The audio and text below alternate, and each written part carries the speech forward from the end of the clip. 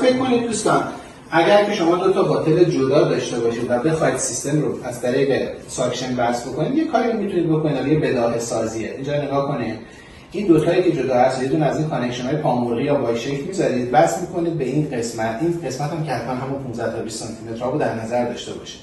اینا رو وصل می‌کنید به هم دیگه. پس ما می‌خوایم دو تا باتل ساکشن از دو تا چستیوب در دو تا نقطه آناتومیک جدا رو مثلا از این طریق ساکشن بکنید با همون پرشری که نهایتاً 20 سانتی متر. فکر کنید که گامپو هم ندارید.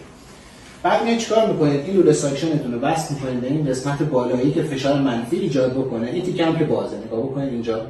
این هم وصل میکنید به ساکشنتون، فشار هم همون اندازه‌ای که بهتون گفتم تو کمترین حالت ممکن بذارید. باز وقتی که استارت میزنید فشار رو اینجا الان نگاه کنید، بعد تایم هم باید بگیرید دیگه. این کمک میکنه که این هوا و مایعی که اونجا هست توی این دو تا به صورت همون چیز بیاد. اگر هم